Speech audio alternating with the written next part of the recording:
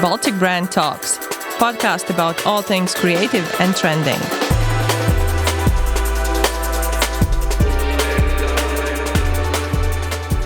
Hi everyone, this is Andris Rubens and you are listening to Baltic Brand Talks.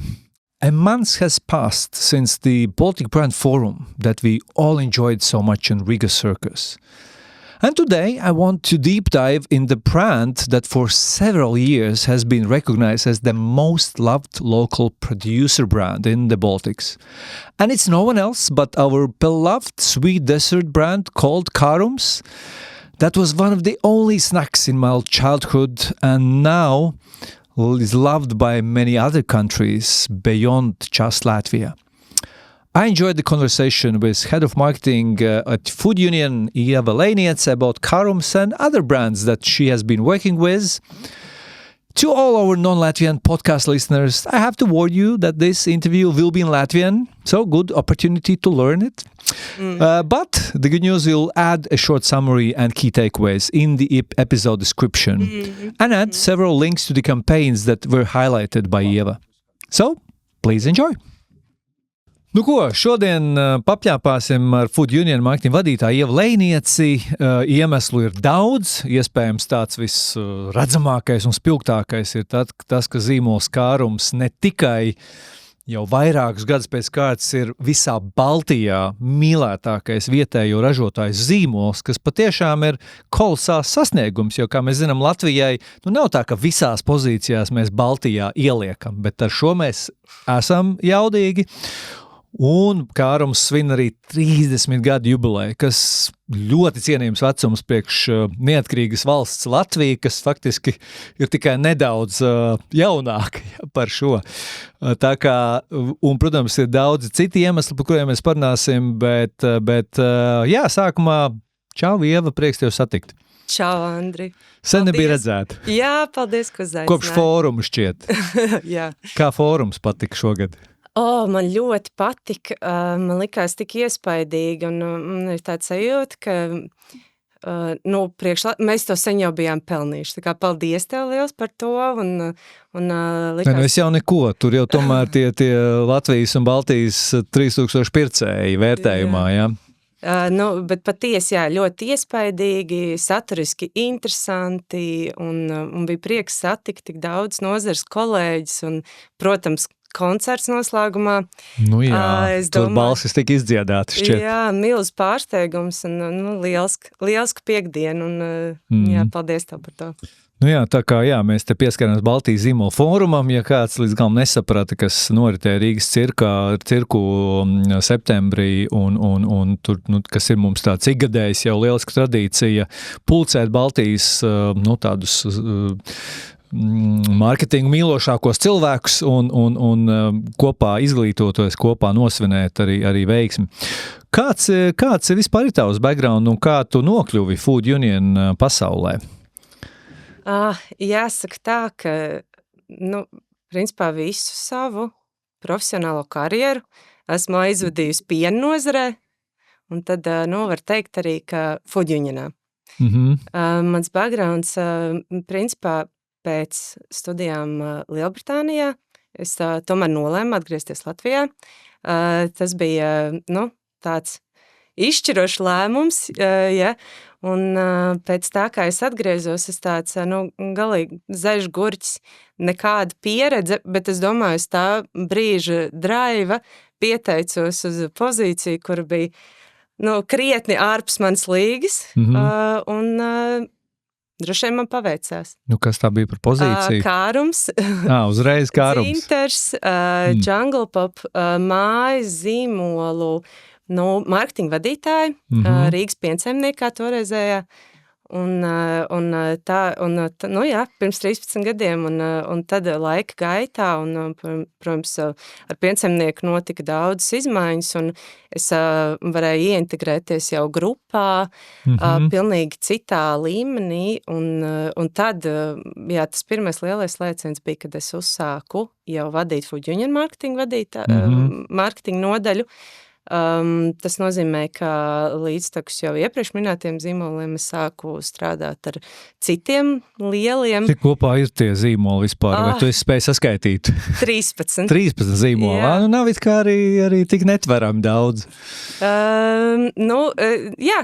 Bet tomēr katrs ir jākopj, par katru ir regulāri jādomā un jāplāno nākamās lietas. Bet ko tu mācījies Anglijā? Vai tas bija saistīts ar mārketingu, vai tas bija kaut kas pilnīgs? Jā, es esmu absolūti pārliecināts mārketinga cilvēks bijis jau kopš pusauģu gadiem. Jau skolā iesaistījos visādos organizatoriskos pasākumos, un tad es atceros, ka mums bija pilnīgi tāda random lieta, bet mums bija aerobiks festivāls, un es jau pirmajā gadā, kad es piedalījos organizēšanā, dabūju tādu sponsoru kā L'Oreal, pieņemsim, šim pasākumam. Un tad man jau tas interesēja, un tad pēc vidusskolas absolvēšanas es iestājos Rīgas Radiņu universitātē. Tur man bakalaura grāds mārketingā, reklāmā, un pēc tam tad devos uz Lielbritāniju, Southamptonu, kur es arī apgūvu mārketingu, bet tad vēl ar tādu, varētu teikt, tur bija uzsvers uz digitālo mārketingu, kas tas, ko es visu apguvu toreiz, šodien ir absolūti neaktuāli. Ja? Jā, tā kā tas man daudz šodien nepalīdz. Bet kā izveidot zīmolu MySpace, teiksim, profilu? Ja? Aptuveni, un tad tev digitālā mārketinga pasniedzējs saka, tev obligāti vajag reiz dienā ietvītot. Ja? Tas bija tas līmenis, ja tu gribi tā kā saprast sociālos tīklus. Lūk. Skaidrs, tad tas mārketings tomēr ir jau saknē, gēnā gandrīz vai. Un tad tas kāruma sludinājums uzrunāja, vai tāpēc, ka pati bija jau liela kāruma fane, vai vienkārši, likās, ka tā tāda ļoti solīda pozīcija? Viss kopā, protams, jo es par kārumu es fanojos tiešām no bērnības. Mūsu ģimenē, kuras aug, tas bija principā vienīgais našķis, ko mums atļāva baudīt, un kad bija tāda iespēja, man pirmkārtām likās, ka tāda iespēja noteikti nav bieži, otrām kārtām, ka zīmols un produkts man bija tiešām ļoti, ļoti tuvi, un es īstenībā tad piesakoties domāju, ka man nav absolūti nekādu iespēju, bet volā? Volā! Es 3 reizes pat griezos atpakaļ, jo es biju aizbraukusi uz turieni ar toreizējā darbs, tur ļoti neilgu brīdi nostrādāju, toreizējā darba mašīnu ar kaut kādu vēl, brandingu, un es spēju 5 soļus nesēju atpakaļ, tad vēl 10 un atpakaļ, un tā kaut kā man tomēr tās kājas ienes tajā piensaimniekā, un tajā pašā dienā man piezīme pateica, ka es esmu pieejama darbā. Ļoti tātad pārliecinoši, es nostartējos. Kas bija pirmais darbs, ja tu atceries tādu pirmo projektu un pirmo, es nezinu, veiksmi, neveiksmi? Mans droši vien, ka pirmais lielais projekts, un tas nav, šoreiz nav saistīts ar kārumu, bija dzinters, zīmola relaunch. Viņam nebija tajā brīdī mainīts iepakojuma dizains. Es domāju, ļoti ilgi, es jau vairs pat neatminos, cik ilgi, un bija skaidrs, ka ir jāuzlabo gan iepakojums, gan jāpadara tas dizains modernāks, un tas bija milzīgs projekts, jo tas prasīja arī investīcijas pie iepakojuma ražotāju, un visbeidzās ar to, ka mēs šo jauno dzintaru ieviesām tirgu. Es atceros, ka mans tāds trumpja gājiens, un tas jau bija tik sen, ka avīzes bija kaut kāda lieta, ja?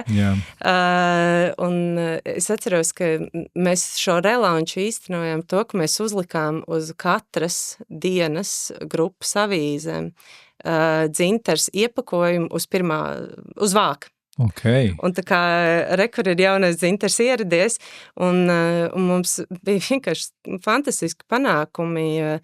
Man liekas, ka tajā gadā mēs pieaudzam dzintars tirgus daļu kaut kāds 10% punktus, Un, protams, ka vispār aktivitāte ap zīmolu, ap produktu, ne tikai iepakojumu dizaina maiņa, var dot tādu lecienu, bet, tik un tā, tas bija noteikti kaut kāds aspekts, kas labs sākums uzreiz ar vērienu, jā. Jā, tā var teikt. Tas, protams, arī deva kaut kādu iedvesmu un pārliecību, jā, turpmāk. Jā, dzintars arī ir viens no tiem, laikam, arī ļoti nostalģiskiem zīmoliem. Arī nav tie paši 30 gadi kaut kādi vai... Jau vairāk. Jo dzintars ir kopš 70 gadiem. Tad ir pavisam zolīts vecums, ir pirms manis noteikti ir dzīves sanāk. Jā, pie kāruma atgriežoties, kas tavuprāt ir tas kāruma fenomens, kas tiešām ļāvis ir būtībā 30 gadu saglabāt līderu pozīciju savā segmentā un jā, kā jūs minēja, arī turklāt kļūt par mīlētāko vietējā ražotāja zīmolu visā Baltijā. Un kopumā vispār sajūt, ka kārums ir kaut kas tāds, ko vienkārši nespīd citiem, nebūs. Jūs varat mēģinājuši daudz un mēģina joprojām. Bet kaut kā kārums ļoti, ļoti spēcīgi tur to savu līderu lomu. Es patiesībā domāju, ka tas ir tāds miks ar vairākiem faktoriem, kas ir palīdzējuši kārumam noturēt savu pozīciju kā pārdošanā, tā zīmola topos un kopumā cilvēku sirdīs. Un kā pirmo, man gribās minēt tik basic, bet produktu. Un es esmu ļoti lepna, ka mums ir izdevies to produktu nosargāt, saglabāt visu, kas viņam ir jau kopš sākotnējiem laikiem bijis labs, un viņš savā vienkāršībā ir kaut kur ģeniāls. Bet ir iespējams kaut kā patentēt to produktu sastāvu, jo, liekas, tu vienkārši, tā kā ķīnieši, viņi tā kā izjauc un uzražo ļoti līdzīgi, vai tiešām tas kāruma recepte ir tik neatkārtojama, kad... Es domāju, ja jau tas nav izdevies, tad droši vien, ka ir neatkārtojama, tad, kā pirmais noteikti ir tas produkts, kurš ir arī objektīvi laika gaitā kļūst tikai labāks, jo pieņemsim, ja es atminos, kad es sāku piensaimniekā strādāt, skatījos to sieriņu, man likās, varētu viņš būt tā kā pilnībā noklāts ar glazūru, tad tas nebija tehniski iespējams, bet šodien sieriņš ir pilnībā pārklāts ar spīdīgu kakao glazūru, un tā kā kā tā otra lieta, kur es domāju, kā būtisku šajā aspektā, ir tas, ka kāruma komunikācija pilnīgi vienmēr, un tas, kā viņš runā ar saviem faniem un mīļotājiem, viņa ir viegla, ļoti sirsnīga, un caur tādu mūsu, varbūt, iekšējo misiju, ka mēs gribam ar kārumu parādīt, ka varbūt dzīvi un sevi nevajag uztvert tik nopietni, viņa īstenībā rada ļoti daudz pozitīvas emocijas. Bet viņā ir tas sirsnīgums, siltums, mīļums, un tas noteikti ir bijis svarīgi. Un, arī par trešo lietu, ko es tomēr gribu pateikt, un es ar to, tas varbūt aizsākās tā neapzināti, bet jau tas ir kļūst par mūsu tādu, varētu teikt, zīmola DNA. Kārums tiešām ieklausās un arī izpilda tas auditorijas vēlmes, un ja cilvēki mums prasa, lūdzu, atgriežiet to sieriņu, mēs esam to darījuši jau neskaitāms reizes, un ja viņi grib, lai mēs uzražojam uz dziesmu svētkiem tādu vai citādu sieriņu, mēs ļaujam viņam izvēlēties, un mēs to īstenojam. Tā kā, es domāju, tāda reaktivitāte un tuvība pie savas auditorijas ir tas, kas ir spēlēts kaut kādu lomu. Vēl jau šķiet arī tomēr ļoti tas atšķirīgums arī ar to oranžo toni, viņu faktiski veikalā, tur tas veikala plaukts, protams, tur ir konkurenti, nav tā, ka kārums ir vienīgais, bet viņš kaut kā tomēr ir tik viegli ieraugāms un tik ļoti arī viegli uzreiz atpazīstams, ja? Ka šķiet, ka arī, kas arī būtībā tāda vērtīga zīmola, resursa asets ir tas, kad ir tas angliski to distinctiveness, ja? Kad viņš tiešām ir distinctive.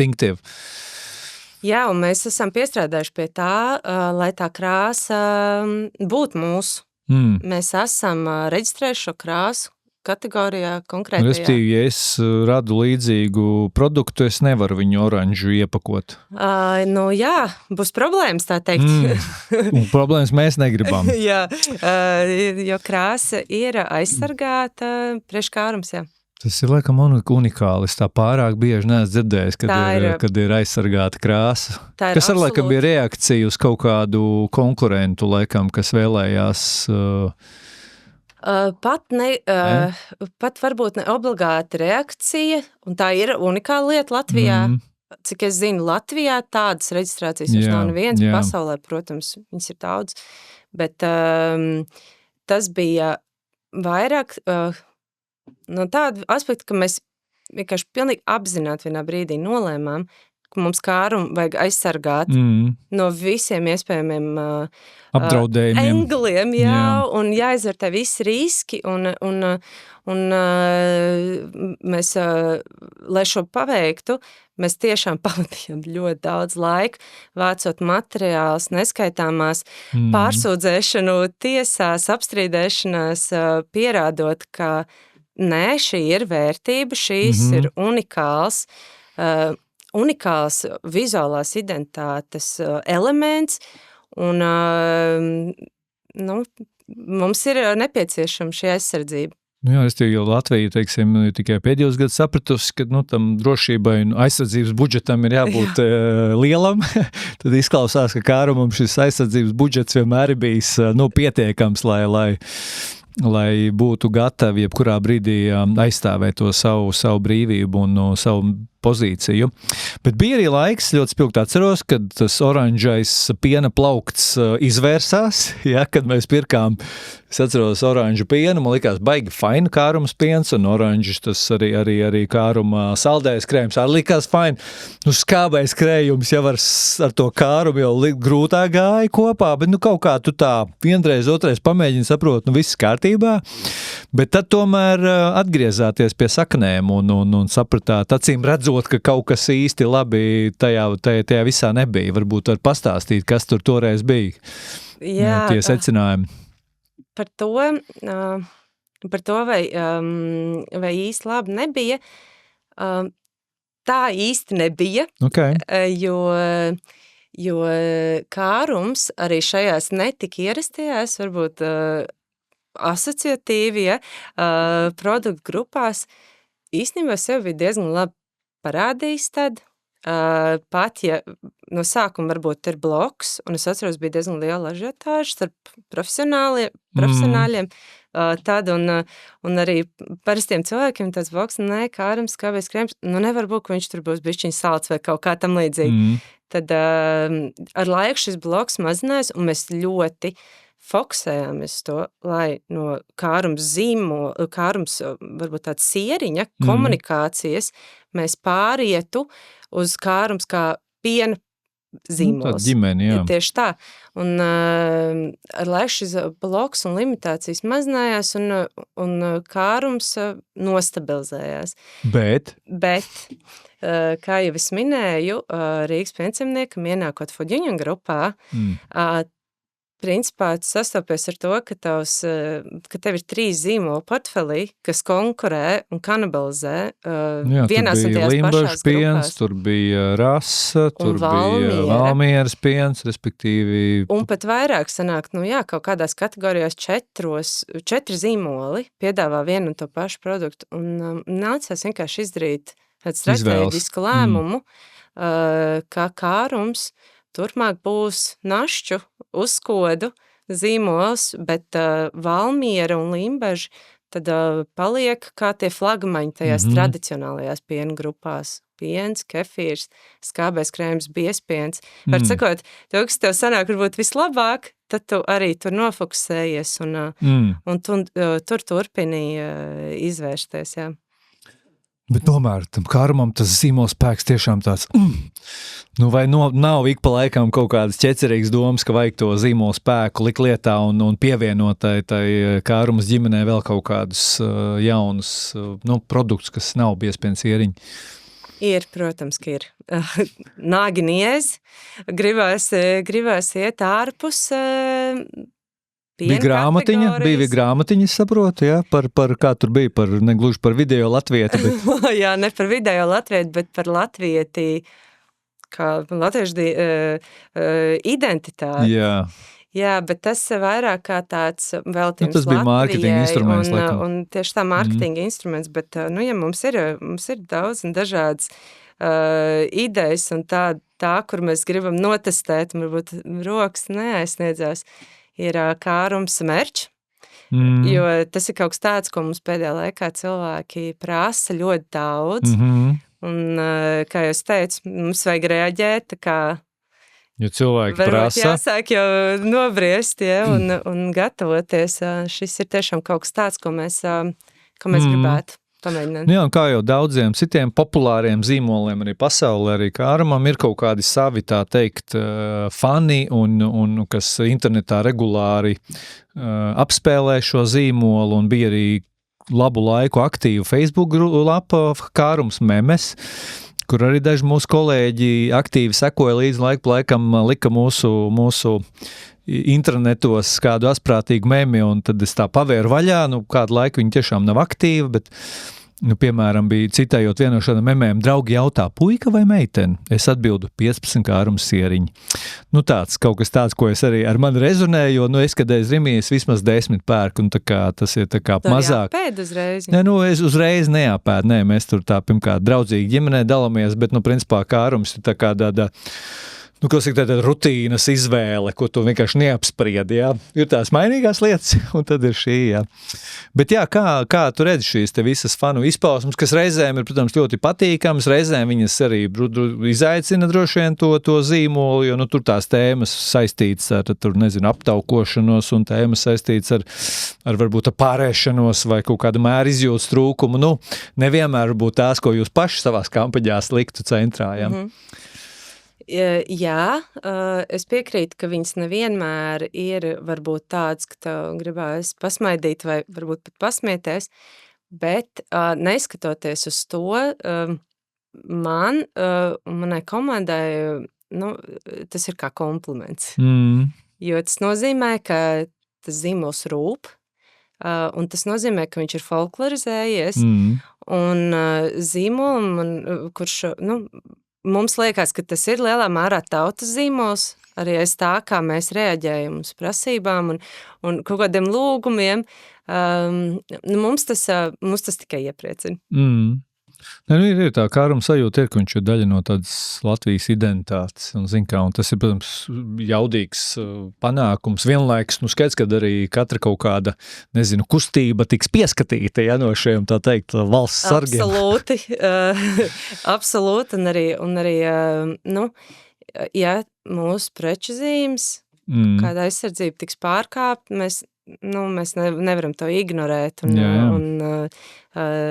tur, protams, ka būs gan lūgums varbūt beigt nodarboties ar šo, vai kā citādi, bet viss, kas saistīts ar memēm un rilziem, mēs...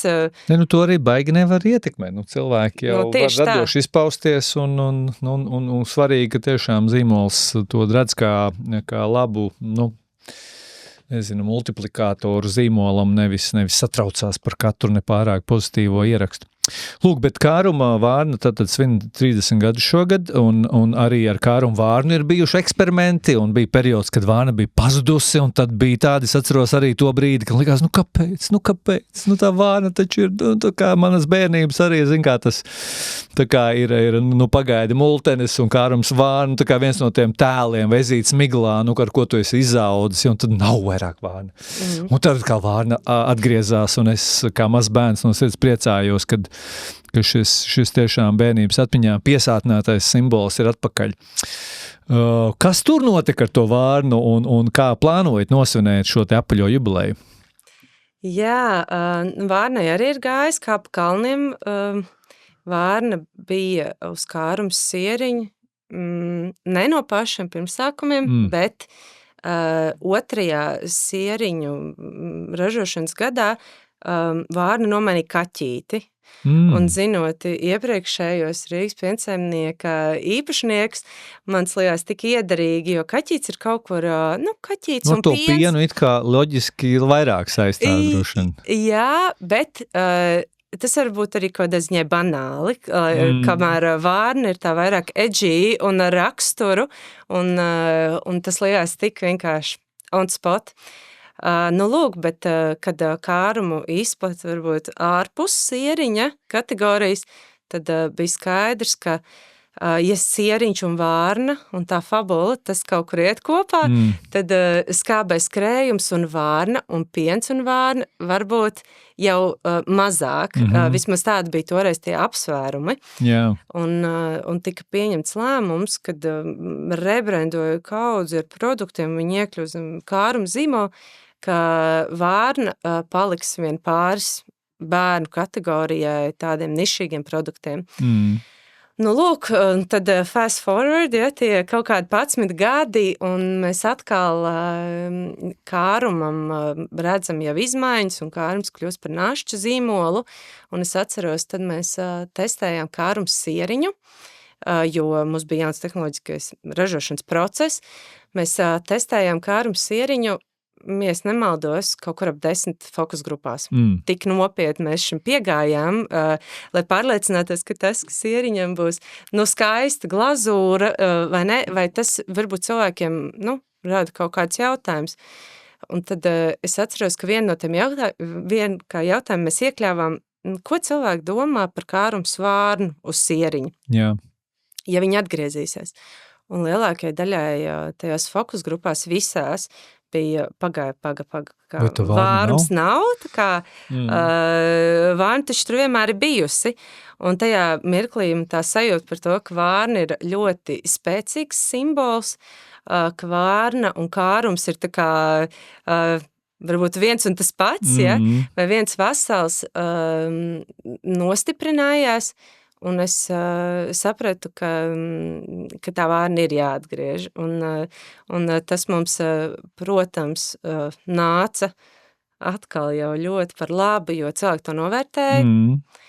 Tas radīja tādu super pozitīvu bāzi sociālajos tīklos. Kopš vārnas atgriešanās atkal jau noteikti, ka tas ir kaut kāds viens no vairākiem faktoriem, arī kārumu zīmolam veicies daudz labāk, un jā, tā kā es droši vien, ka man ir jāsaka, šis ir viens no kaut kādiem maniem karjeras labākiem lēmumiem. Lai cik tas arī varbūt šķiet smieklīgi. Nē, bet ir tiešām, tā ir māksla, man liekas, ne tikai visu laiku izdomāt jaunas lietas, bet laiku pa laikam, novērtēt to, kas vēsturiski vai kas tajā, kā lai saka, tajā kaut kādās iepriekšējās produkti izpausmēs ir bijis ļoti spēcīgs un ko ir vērts, pie kā ir vērts atgriezties, ja, jo, arī skatoties kodām jaunām identitātēm vai, teiksim, rebrandingiem, ja, es vienmēr ļoti novērtēju tos stāstus, kuri ir atsauc uz to kaut kādām saknēm, uz autentiskumu, ja, un šajā gadījumā, Kārums tā ar vienu roku ir eksperimentējis un diezgan drosmīgas lietas darījis, un pēc tam tikpat drosmīgi ir spējis atgriezties pie kaut kādām lietām, kas ir patiešām forši un pareizi, un no tā nevajag kautrēties. Bet jūsu portfolio, kā jau mēs te runājām, bez kāruma ir ar 12 citi zīmoli, un ir vēl kāds, kas arī ir ļoti pamanāms, sevišķi pēdējos gadus, arī kāds ļoti nostalģisks zīmols Saldējums Pols, kas būtībā, varētu teikt, tā ļoti spilgti izceļās uz pārējo zīmolu fonu ar tādu savu humoru, un, kur var likt ļoti bieži vienādības zīme ar drosmīgs humors, jeb humors, ko mūsdienās mēs, diemžēl sastopam pietiekami reti, jo acīm redzot, katrs sevi cienīgs zīmols ir vismaz vienreiz uzkāpis uz humoru grābekļu un pēc tam apsolījies, vairs nekad mēs joks netaisīsim. Bet Pols turpina, protams, katru gadu arī ar kaut ko jaunu un kaut ko neparastu. Jā, kā jūs nonācāt, jo, teiksim, vēsturiski nevarētu teikt, ka Pols bija tāds humora baigais bliezējs. Ja? Viņš bija, korekts saldējums uz kociņa. Jā, Pols patiešām bija tāds mīlīgs, nostalģisks. Nu, tur baltais lācītis. Tieši tā, lācis un mīļākais kopš bērnības, ģimeniski, silts sajūtas, vai ne? Un tiešām liela dāva nostalģijas tajā zīmola komunikācijā un arī produktu portfelī. Un es atceros, tas bija 2017. gads, mēs sapratām, kad mēs sākam par to domāt, mēs sapratām, ka skatoties tirgus datiem un kopumā, kāda ir varbūt attieksme autoriem pret polu, un arī tuvāk iepazīstot to auditoriju, kas tiešām mīlēja polu, un bija tāds sweet spot, vai ne, priekš pols zīmola, mēs sapratām, ka tas zīmols stagnē, un ka mūsu zīmola mīļotāji izaug, viņi varbūt jau sāk izdarīt citas izvēles pie plaukta kā tādu egoistisku saldējumu uz kociņa. Viņiem ir ģimenes, un mēs jūtām nepieciešamību pēc gluži vienkārši autorijas paplašināšanas. Un kā ierocis numur 1, lai šo panāktu, mēs redzējām komunikācijas pilnīgi maiņu, iet uz drosmīgu, provokatīvu un tādu komunikāciju, ka tev sajūta, ka zīmols ar tevi runā. Un šī auditorija, kura mums likās kā vistveramākā, bija jaunieši. Un, protams, ka jauniešiem humors, tā varbūt bija tā teritorija, kur mēs bijām gatavi izmēģināt. Un tad nākamais tas mirklis, protams, kur mēs sapratām, ka mums ir jāmainās, ir produktu piedāvājums.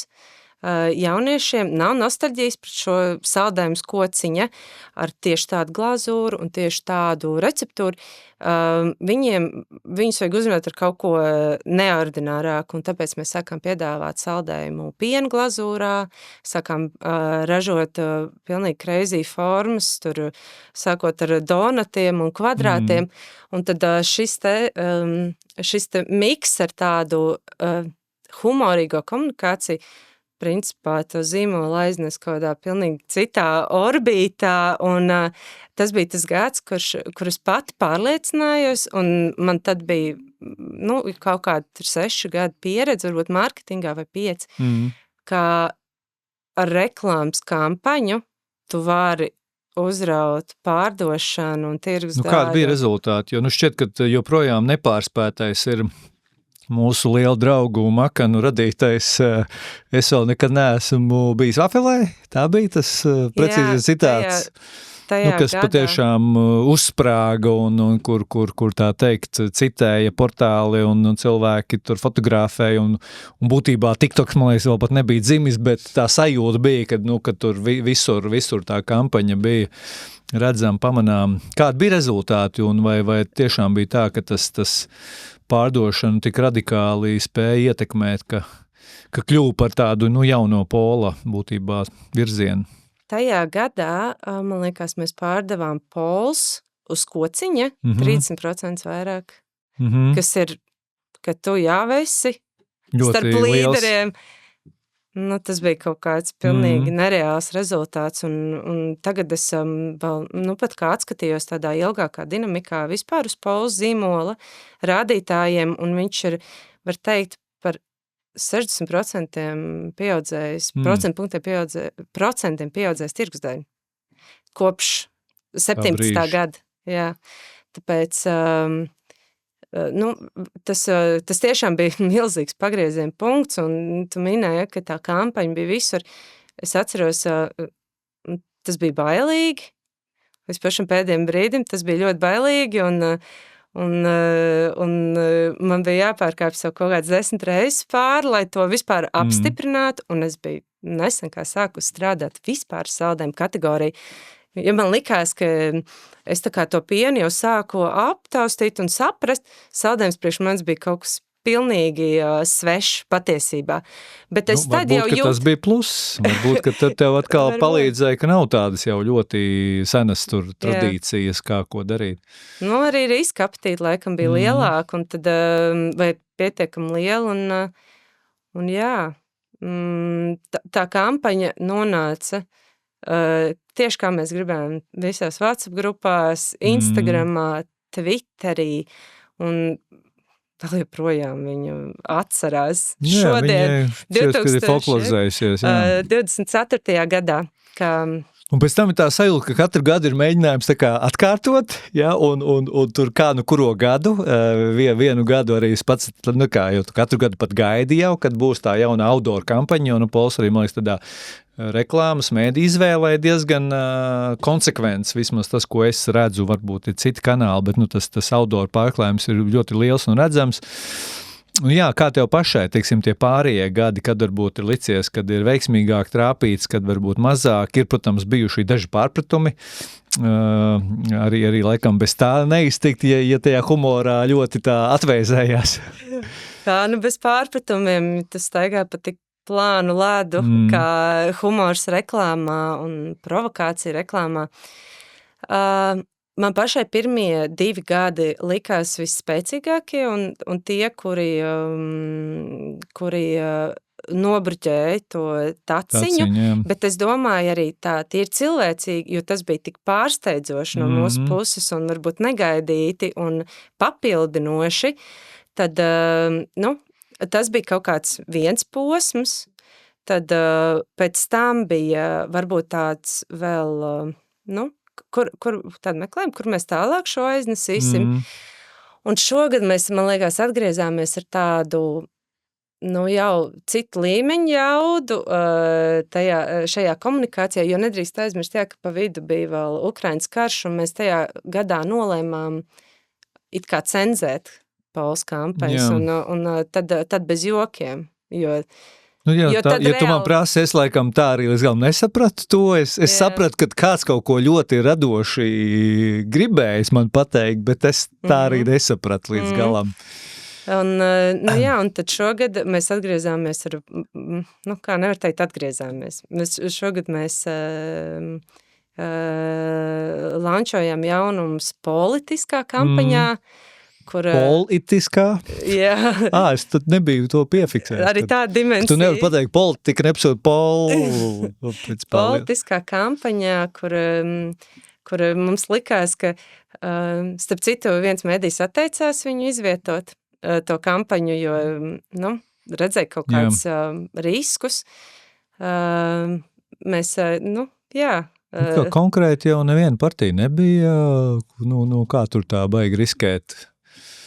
Man arī bija jautājumi, bet atgriezāmies ar tādiem, man liekas, uzmundrinošiem Eiropa parlamentu vēlēšanām saukļiem un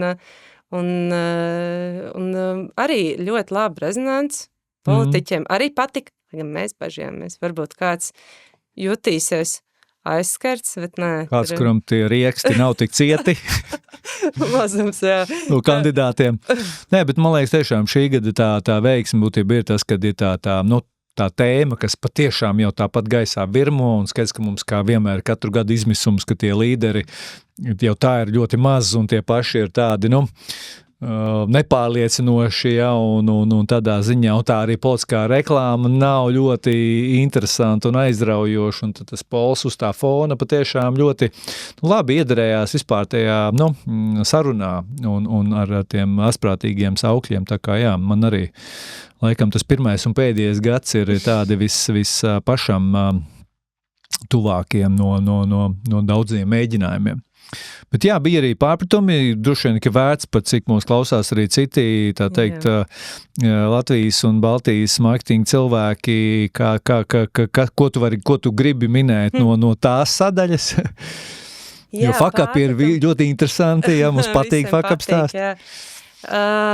Zini, mēs esam auguši un mācījušies, un tas līmenis, kādā mēs tagad izvērtējam riskus, kas varētu saistīties ar vienu vai otru saukli, protams, nav salīdzinām, kā tas bija pirms tiem kaut kādiem 6 vai 5 gadiem. Un, nu, kā tādu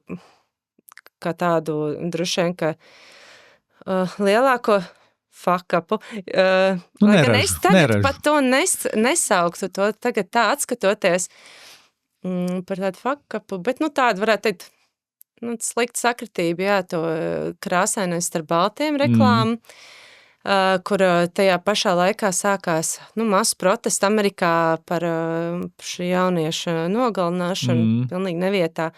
Un mēs To nevarēja tiešām paredzēt. To nevarēja paredzēt, lai gan tā vārda izmantošana, protams, mums bija kaut kur uz jautājumu zīmes. Mēs bijām bažīgi, un tad šī sakritība, mēs sākās jau nedēļa, ir uz ielām, mums nāk privātās ziņas sociālos tīklos no jauniešiem un jauniem cilvēkiem, kaut kā neizstās labi, un mēs sākam domāt, pat tiešām vairs neizstās labi, un mēs noņēmām to reklāmu, mēs atvainojāmies. Nekad nav viegls lēmums, zinot, cik ir ieguldīts, Jā, bet arī nebija tik grūts lēmums, jo man liekas pilnīgi normāli, ja tu uzņemies atbildību, tu atvainojies, tu to nokomunicē no sirds un ejam tālāk. Tāpēc es domāju, ka mēs no daudzām šīm neražām esam izgājuši arī ar kādu pluszīmi, tie ir tādā cilvēcīgā līmenī, bet jā, tās reklāmas ir jātestē. Ir jāapzinās riski un... Arī testēšana, protams, iekļauj kaut kā, nevarētu teikt, ka riskus, bet tas ir veids, kā atkal nereti nogalināt varbūt tādas drosmīgākas idejas, jo skaidrs, ka vienam no, 10 vai 20 vai 100 vienmēr kaut kas liksies aizdomīgi. Vai tad tā mēs mūsdienās runājam?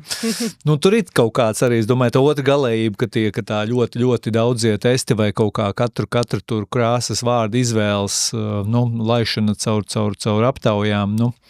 Es tev piekrītu, tu absolūti piekrītu, bet mēs varbūt to testēšanu vairāk pat daram, lai apzinātos iespējamos riskus un varbūt mazāk, lai pieņemtu lēmumu par vienu vai otru, lai gan tā arī, protams, ir bijis, bet jā, galvenokārt, ka tu gribi būt gatavs, vai nekam, kas varētu sagaidīt, ka tu šo izliks uz tiem tagad digitāliem autoriem vai parastiem autoriem.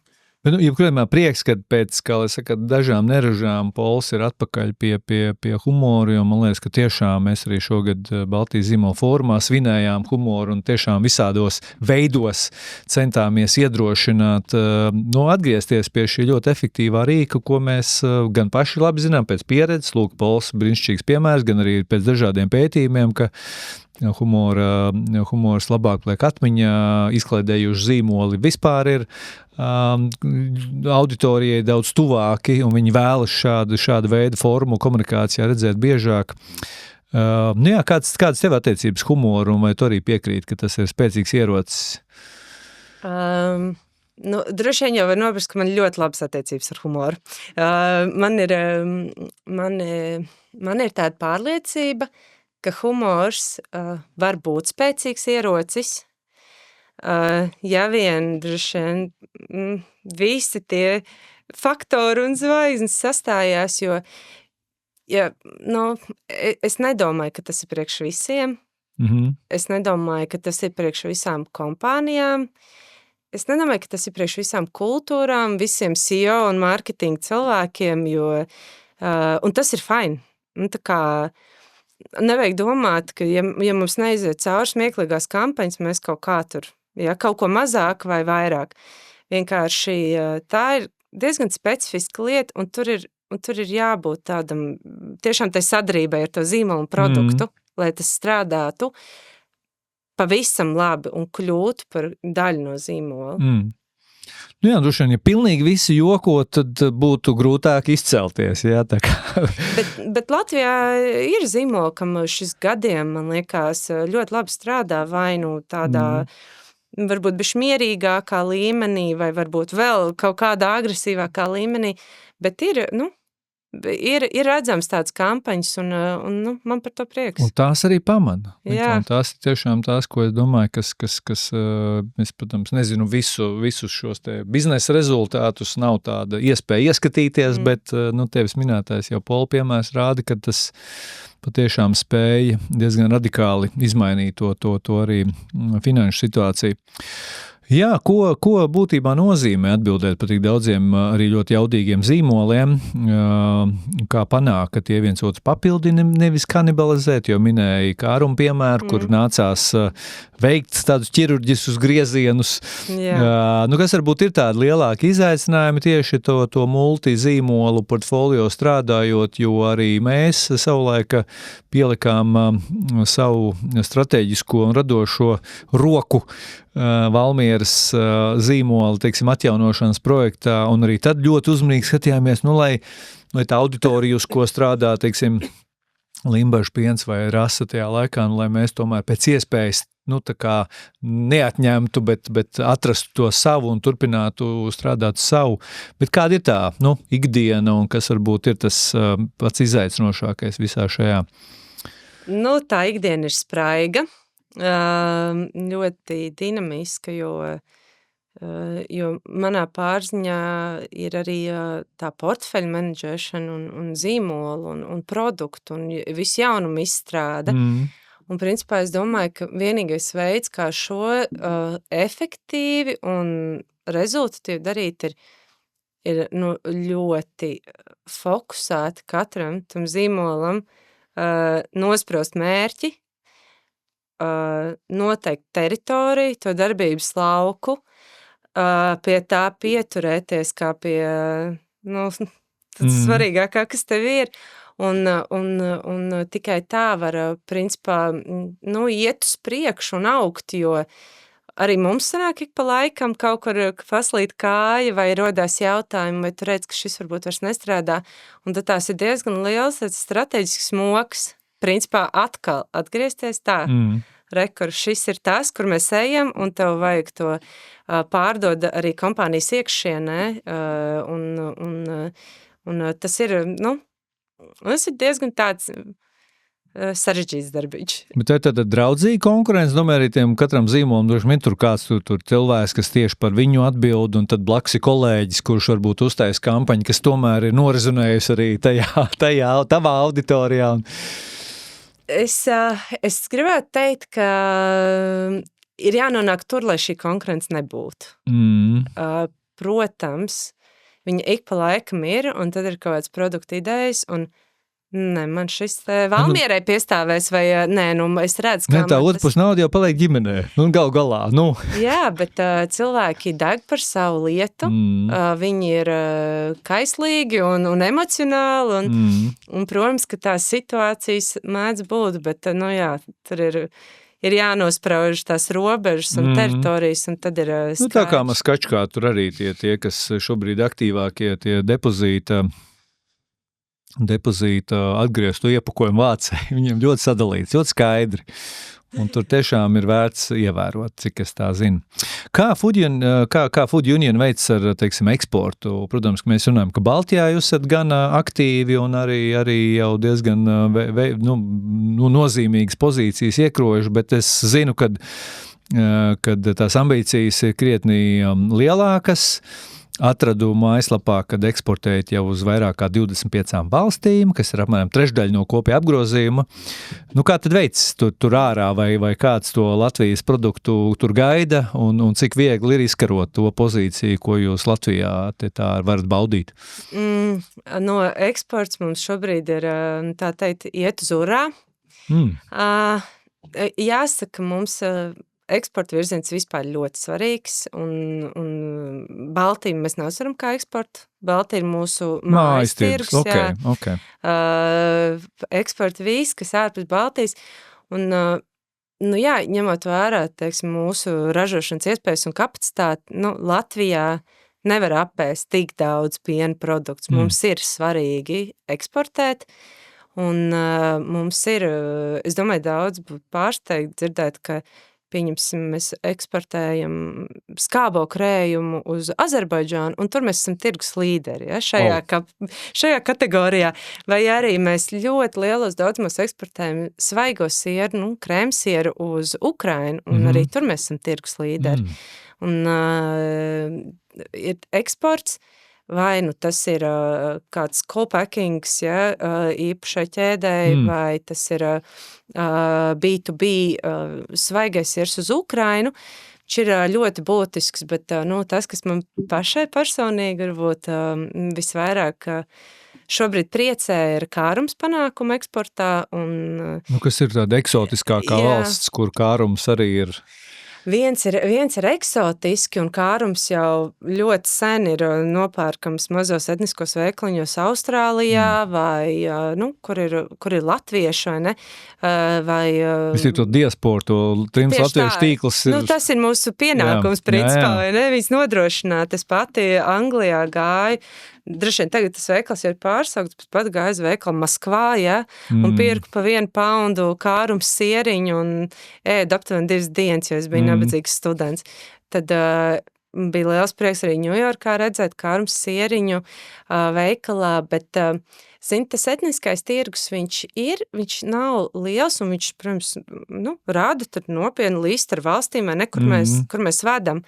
Bet man ir daudz lielāks prieks par to, ka kārums un īpaši jau ar kārums zīmolu, nevis kaut kādu citu, jau tiek pārdots arī neetniskajos tirgos, nacionālajās ķēdēs un ienāk gan Vācijā, gan Spānijā, Grieķijā un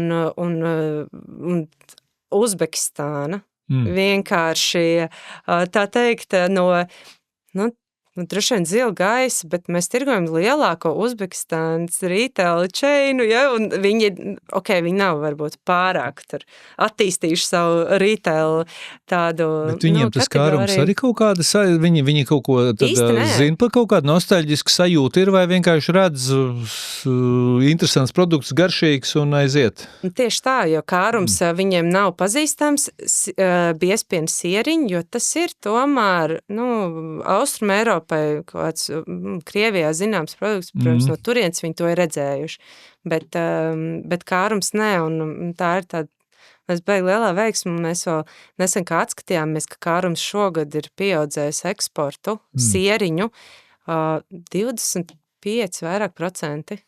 Kā jūs viņu pozicionējat ārpus Latvijas? Kas ir tas kāruma, domāju, tad komunikācijā, marketingā? Līdz šim mēs vēl neesam tikuši, bet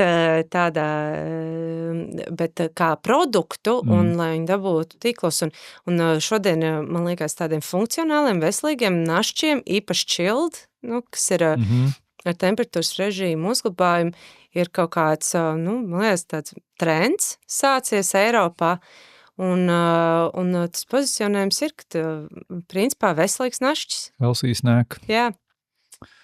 Labi, par šo, protams, prieks, jo skaidrs, ka eksports, tā teikt, ir Latvijas lielā iespēja, un no vienas puses tas jau mūs ļoti papildina ekonomiku, arī mēs nesen kopā ar Latvijas eksportētāju asociāciju prezentējām jaunāko eksporta barometru pētījumu, kur tiem, kas eksportā jau dzīvojās, tiem nav pārsteigums, bet tas, ka, piemēram, daudziem tas ir brīnums, ka 2/3 no Latvijas IKP, jeb koprodukti, jeb mūsu valsts budžeta veido tieši eksportētāji, ka eksportētāji, protams, arī var atļauties, līdz ar ko vismaz tā vidēji 2 lielākas algas maksāt saviem darbiniekiem, jo vienkārši tā ir, kā lai saka, tur ir pilnīgi cita mēroga ekonomika iestājās.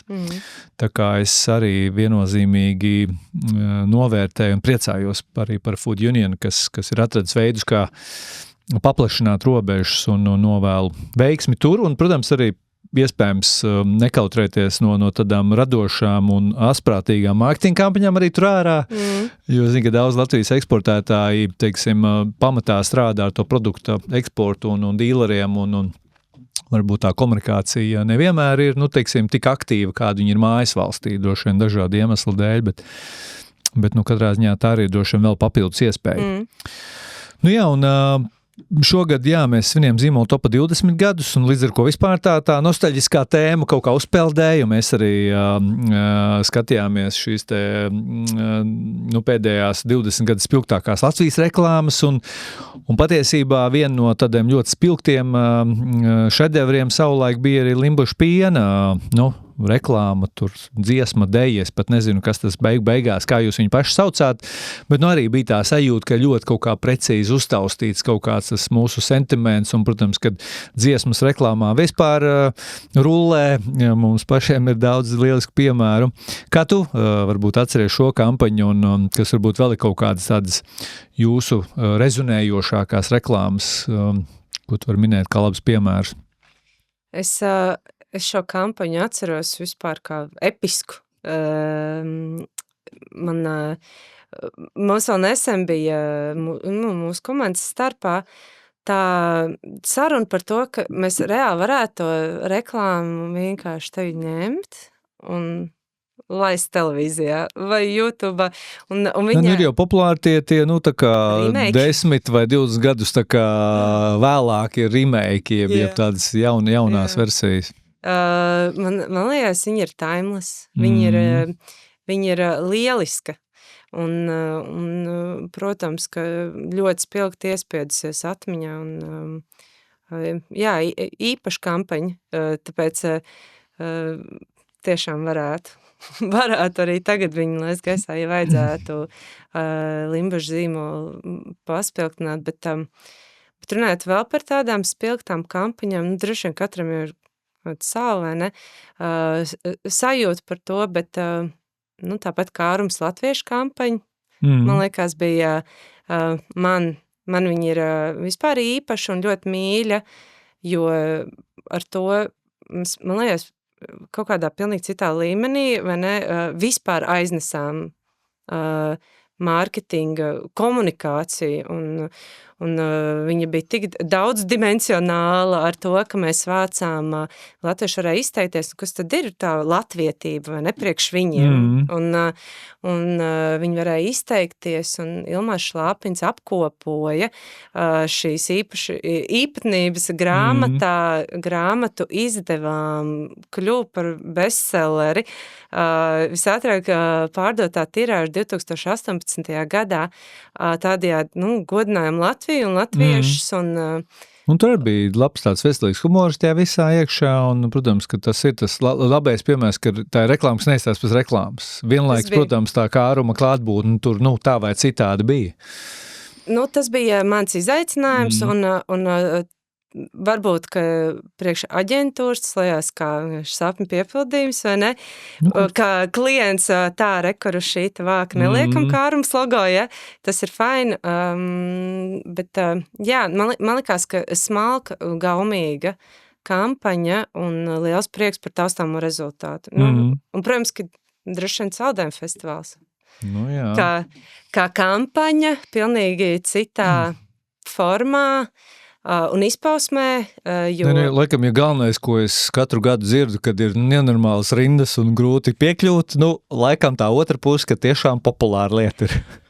Jā, pēdējais gads mūs pašus pārsteidza ar to, cik ļoti daudz cilvēki gribēja tur atrasties un gribēja baudīt Saldējumu un ģimeni. Tas ir reāls rādītājs, kaut kā tāda mums trūkst. Ir par maz. Ir kaut kāda niša, kas ir bija jāizpilda. Jā, un Saldējums ir absolūti pozitīvas emocijas un liels pavadīts laiks, un jebkurā vietā un laikā, tāpēc... Pat ja jāapstāv rindā, tas Saldējums jau to visu ātri vien tā kā noskalo. Jā, varbūt mazliet to paradumu maiņu, kā tu redzi no jūsu, teiksim, pozīcijām un arī, protams, sekojot līdzi arī visādām tendencēm, kā mainās no vienas puses tie ēšanas paradumi, vai tas, teiksim, veselīgi, dabīgi produkti, tā kā, un kādi krafti mazie ražotāji, tas, vai, teiksim, tā ir realitāte, vai tas, kaut kādā ziņā joprojām ir tāds wishful thinking? Par šo pēdējā laikā esmu ļoti daudz domājusi, un ja Covid laikā es biju tāda īpaši varbūt satraukta ar to, ka tu nevari saprast, kur šī nozare ies, un kur pārtika ies, un patēriņš ies. Es ļoti daudz sakoju līdzi dažādiem trendiem, un viss, kā viens teica, pēc šī mēs kļūsim veselīgāki. Būs milzīgs veselīguma trends, un es tad domāju, let's see about that. Un tagad man par lielu pārsteigumu, vai varbūt arī netik lielu pārsteigumu, es redzu, ka jā, mēs ēdam veselīgāk. Un, kā jūs tur redzat, tur ir kaut mazāks tauku procents vai kaut kāda rūpīgāk tur izēlvielu, tur, un jūs saņemat uzreiz tiklīdz kā kaut kas ne tā, nu. Jā, viss šis iepriekš minētais. Pirmām kārtām, kā mazāk tauku produktu alternatīvas kļūst arvien populārāks, tad tās produktu kategorijas, kuras kādreiz bija, kā našķu kategorijas, lielisks piemērs jogurti, tie bija izteikti našķi kādreiz. Tagad tie ir vairāk bezpiedevu produkti gatavošanai, pašam pievienošanai, kaut kā, kas tev garšo, vai smūtijos, krējuma alternatīvu. Šis ir lielisks piemērs tam, ka mēs tomēr ēdam veselīgāk. Nākamais, ka tas veselīgums aiziet tajās kategorijās, kur tu viņš nebija gaidījis. Pieņemsim, piendesertos. Tagad ir pudiņš ar proteīnu un sieriņš ar proteīnu un tas viss rāda, ka pat ja mēs gribam našķoties, mēs tomēr gribam kaut kādu vairāk apzinātu našķošanos vai ar plusiņu, benefitu un protams, arī milzīgais trends uz mazāk cukuru un to nevar ignorēt. Tās nav tikai tukšas runas, ēdam veselīgāk. Ok, un otrā, teiksim, arī tā pārdomu maiņa, kas saistīta ar iepirkšanās pārdomiem, kur arī tā izvēle ir, veikals, mazs veikals, lielveikala tīkls, tirniecības centrs ir vienā pusē, otrā pusē tirgus, kas ir kaut kādā ziņā arī tur, tāds tur tas svaigāks un īstāks, un tevi tas dzīvais zemnieks pretīm dažreiz. Un vēl grēkomercija, jo bija arī, protams, brīnišķīgais pandēmijas laiks ar piena veikalu.lv, kuru daudzi droši vien arī izmēģināja, un vienlaikus mēs redzam, ka šogad tomēr ir šis e-veikals aizslēgts. Kā tur ir, teiksim, kā tu redzi gan starp tām dažādajām tirniecības vietām, gan starp e-komerciju, pārtiks jomā, droši vien jūsu jomā, kāda ir tā, kur tie cilvēki virzās?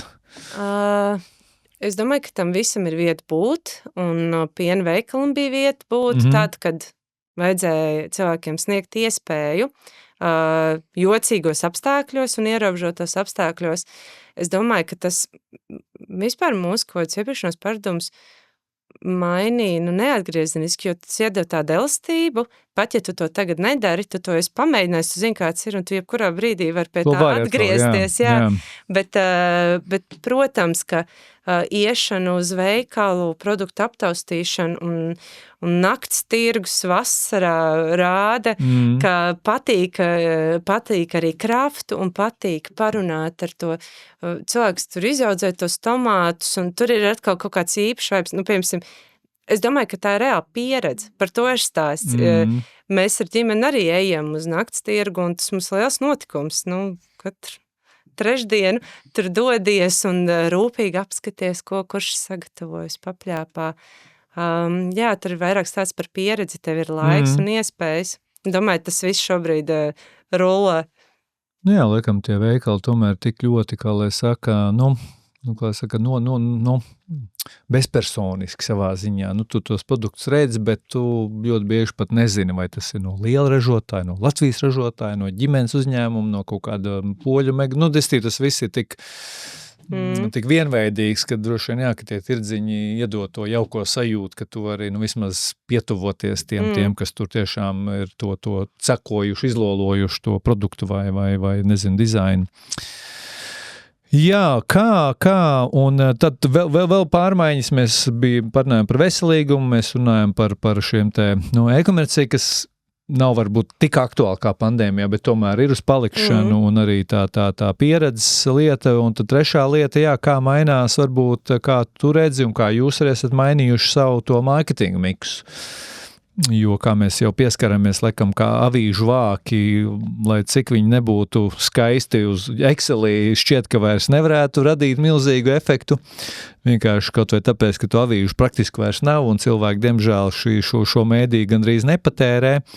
Bet, protams, ir arī ienākuši ļoti daudz šie te globālās platformas. Nu, kā jums varbūt, kas ir tās lielākās izmaiņas? Un, kā lielāko izmaiņu noteikti jāmin ir tas, cik ļoti, sadrumstalot ir tā komunikācija šodien.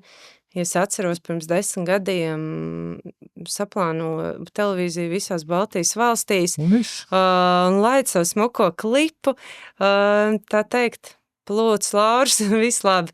Tad šodien, ja mums ir kampaņa, viņi ir daudz un dažādos kanālos, online, un vide, un televīzija, un tad ir video on demand, un tad ir social media, un tad ir PRs, un tad ir influenceri, un tad ir vēl vai kaut kādus eventus taisīt, un no viens puses liekas, ka tā dzīve kļūst daudz sarežģītāka, bet arī interesantāka, un man liekas tā kvalitāte, tas, kā tu vari uzrunāt savu auditoriju daudz un dažādos kanālos ir pilnīgi citā līmenī. Tāpēc es domāju, ka tā ir tas lielākā atšķirība. Jā, bet vai nav tā, ka tie kanāli tiešām ir vairāk un arī tie formāti dažādāki, bet vai nav tā, ka tas kampaņas investīcija nav ļoti augus, līdz ar ko sanāk, kaut kādā ziņā drusku mazināt ambīcijas uz to kaut kādu satura, nezinu, tur kvalitāti vai kraftu, Tā ir, jā. Jo tā satura kvalitātes, krafta, vērtība, man liekas, ir mazinājusies tikai tāpēc, ka tā kontenta vajag daudz un ļoti dažāda, un kur šo izdarījām, viss nākamais. Tagad reklāmas klipu mēs laižam 1 gadu varbūt, ja? Kādreiz pāris gadus varēja rulēt. Tā teikt, tas ir raksturs un kontent kaut kā dzīves cikls laikam ir pilnīgi mainījies. Mēs tik daudz patērējam, tik daudz ražojam jā. Jā, laikam, tas tiešām tā sajūta, ka kaut kas, kas jau ir pirms mēneša redzēts, jau liekas ļoti kaut kādi veca lieta un tā skaitā droši vien arī Instagram rīli un TikToks arī kā formāts, un kur dominē video, un kur tu pāršķir un visu laiku meklē nākamo kaut ko jaunu, kaut ko neredzētu. Kā jums iet ar šiem kanāliem, tā skaitā TikTok, kurš šķietam ar šobrīd ir tāds karstais kartupels, ko liela daļa zīmola kaut ko eksperimentē? Jā, sociālajie tīkli, protams, liela nozīme un daram, investējam un gribam būt aktuāli. Lielākie daļai zīmoli ir zīmolam piemērotākais sociālais tīkls, kaut kādā veidā aktivizēts un TikToks, protams, mums ir 3 zīmoli TikTokā, Kārums bija pirmais, pirms vairākiem gadiem. Tad bija arī Polam, likās, kad ir iederīgi, un tā varētu Pola autori sasniegt, un tad šogad slančojam arī Jungle Pop. Tur mūs visu laiku prasīja, lai mēs atgriežam 3 stūri. Jungle Pops joprojām dzīves, ja? Jā. Tā laikam ir jau lielāk bērni, jau Jungle Pop aktualitāte. Jā, bet tā mazajiem Jungle Pops ir tā kā dzīve, ja? Un tad, arī tur likās, kad jaunieši mēs varēsim uzrunāt. Un kā ir? Izdodās? Cenšamies. Mums šī sezona pirmā Jungle Popam kaut kā 8000 bija sakotāji. Tagad jau ar katru gadu laikam grūtāk, un tie, kas ielic tajā pirmajā vilcienā, šobrīd ir ar 100,000 sakotāji. Tāpēc, Tur jau laikam ir tas fenomens, kad ar vienu ļoti, kā lai saka, virālu video var uzraut nos rādītājus debesīs, un pēkšņi tā auditorija atklāja visu pārējo, kam pirms tam varbūt nebija skatījumi. Ja? Tā kā tur tas viena ļoti liela, ļoti veiksmīga satura vienības tāds fenomens arī var ļoti palīdzēt, kas nozīmē, atkal, tu eksperimentē tik ilgi, kamēr izšauj, ja? Un kāda, un vēl viena lieta, protams, par ko visi droši vien kasa pakaušus un eksperimentē ar mākslīgais intelekts, kā ar šo jums veicās, ir iznācis padarboties, likt lietā? Mēs mācāmies. Laika ekonomijas ziņā jau izjūtam, nekāds palīdz. Mūsu kolēģi Lietuvā jau visu savu social media saturu rada ar mākslīgo intelektu, un viņam labi veicās, ka skatāmies what's next, vai ne, un kur tas ies, un skaidrs, ka marketingā mākslīgam intelektam būs liela nozīme, ka to nevar ignorēt, jā. Bet paši kaut kā vēl meklējat? Drīzāk, jā. Lai gan es zinu, ka aģentūros, protams, to izmanto aktīvi, mēs esam par to runājuši un tā, bet tā teikt, ka, tagad klipus tur, jā, vai nē, jo man arī nešķiet, ka šobrīd to var tā īsti izdarīt ļoti efektīvi.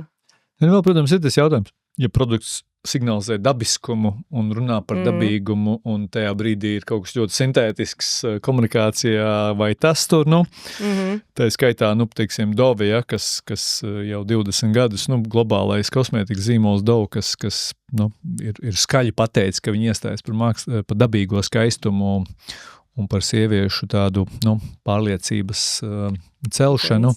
Viņi arī tā cieti paziņoja, ka viņi nekad nevienā reklāmā neizmantos mākslīgo intelektu, jo viņi, tas būtu pretrunā ar to principu. Un, protams, ka lētāk visdrīzāk šad un tad būtu Midjourneyā ierakstīt atslēgas vārdu un tev gatavu bildīt. Tā kā tas droši vien tāds, jautājums par katru zīmolu, arī to sadarību ar. Jā, es neteiktu, ka mēs tā kā esam ļoti pret, bet līdz šim neesam atraduši to īsto veidu vai ceļu, kā to izmantot. Labi, es tev vairs gari nemocīšu, esam gandrīz stundiņu draudzīgi aprunājušies un protams, man ļoti patiešām bija interesanti, ņemot vērā, ka visi šie zīmoli ir patiešām gan man personīgi tuvi, gan arī daudz ir redzēt viņu izpausmes, un tagad ir iespēja dzirdēt no tevis, no pirmā vota, kā ir veicies un kādas pieredzes uzkrātas, bet noslēgumā mums ir tādi pāris jautājumi, ko mēs uzdodam katram mūsu podcastu viesim, un pirmais no tiem ir, kas ir tie tavi vai viens vai varbūt vairāki mīļākie zīmoli Latvijā vai pasaulē un kāpēc? Ja Latvijā, tad man noteikti jāmina Madara. Tas pirmais, kas man nāk prātā, un manuprāt, tur cilvēki reāli labi šo lietu ar. Tā vienkāršiem vārdiem runājot, jo tas, kas ir nopērkams un redzams plauktos un kā izstāsta konceptu veikali, tas viss ir tik vizuāli ļoti baudāms.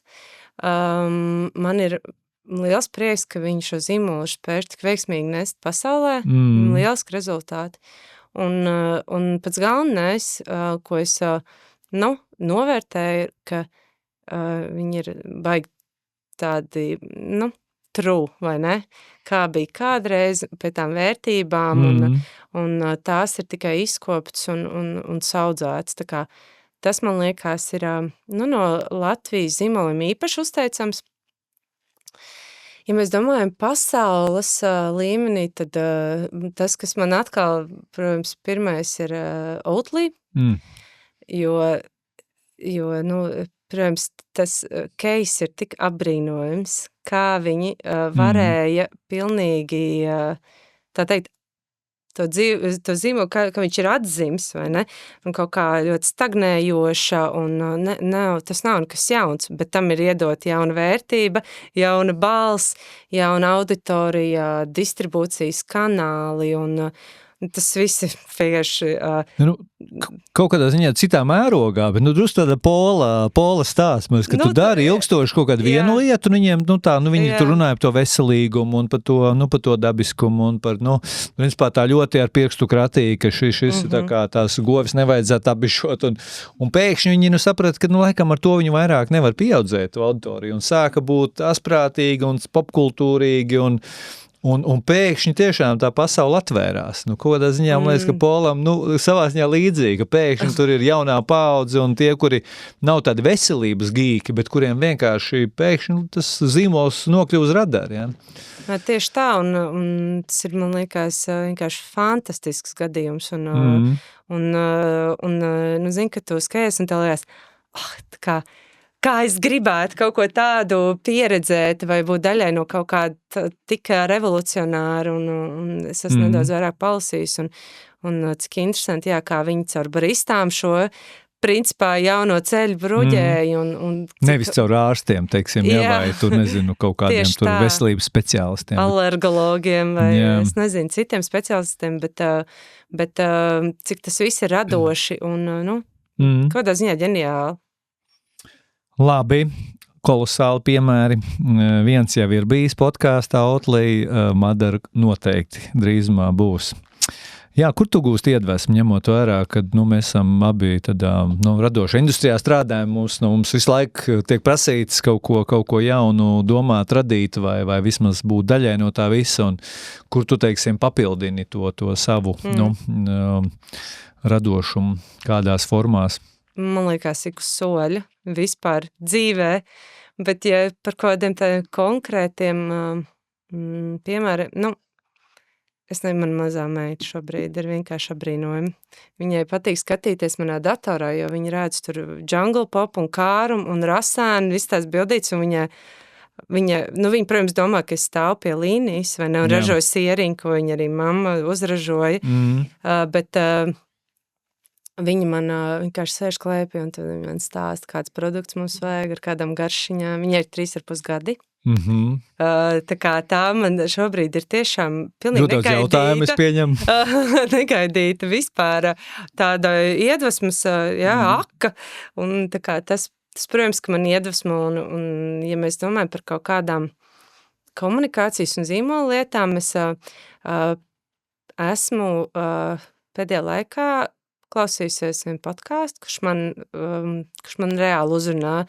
Es nevarētu teikt, ka es esmu ļoti daudz meklējis tieši šādas avots, bet šis viens, starp citiem, izcēlās ar tādu, es pat nezinu, man liekas, ka pirmkārtām episkiem viesiem, viņš saucās Black T-shirts. Šādu es vēl nebiju dzirdējis. Episkiem viesiem un no visas pasaules radošajiem aģentūru vadītājiem, marketingu vadītājiem, pat mēdīju cilvēkiem un no lielākajām reklāmas aģentūru grupām, un viņi ir 2 austrāļi paši radošie ģēniji, ja vien patīk tāda austrāļu jociņa un humors. Izklausās ļoti labi. Es iesaku Melnie tēkrekli, jā? Black T-shirts. Black T-shirts, jā. Es iesaku paklausīties, un tur tik daudz runā par, tagad ir, man liekas, lielākā daļa podcastu digital marketings un AI, un, protams, par to arī ir, bet ļoti daudz par tādu pamat. Pēc būtības, jā, tas storytellings un idejas. Tieši tā, jā. Forši. Noslēgumā, kas varbūt ir tā tava ambīcija, tad, kur tu pēc x gadiem teikt, ka yes, kad šitais ir tas, kas par ko es tiešām esmu lepna un... Mēs tā starp kolēģiem runājam, mēs esam tāda maz grupiņa, daļa, kaut kādā ziņā tas ir uz visiem kolēģiem attiecināms, bet mēs esam daļa, tāda neliela grupiņa kolēģiem, kur mēs sakam, ka mūsos rīt oranžās asins, un tad tā ambīcija droši vien ir tieši vislielākā ar kārumu zīmolu, un, Latvijas Nokiju turpinot meklēt, jā. Izdotos kārumu zīmolu, ielikt varbūt arī citu valstu, iedzīvotāju sirdīs un no tā radīt kaut kādu brīnišķīgu stāstu, es būtu laimīgi. Nu, man liekas, ka ļoti normāla ambīcija. Nav neizdarāma, ja. Nu, galā, ja, nezinu, tur Dāņi ar Lego var un Igauņi ar Skype un tagad ar Boltu var, nu, kāpēc, lai latvieši ar kārumu nevarētu, nu? Tā kā, nu, ko, lai tad oranžās asinis mutuļo un netrūkst arī droši vien drosmes un ambīcijas no vadības un investoru puses. Arī jūs skaidrs, kad pasauli patī neatnāks, mums ir tur droši vien viņi prasmīgi jāuzrunā. Bet jā, es katrā ziņā arī novēlu gan tev personīgi turpināt gūt iedvesmu gan no meitas, gan no visa, kas ap mums notiek. Un sasniegt izcilus rezultātus un turpināt būtībā radīt šādus ļoti labus piemērus Latvijas un Baltijas marketingā, no kuriem daudz citi var mācīties, un kad būtībā ceļ arī to mūsu vidējo līmeni, gan izpratnes, gan arī kampaņu tādu rezultātu līmeni. Tā kā paldies tev par lielisko darbu līdz šim, un lai nākotnē viss iet rūgdams.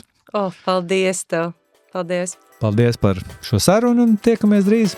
Tiekamies!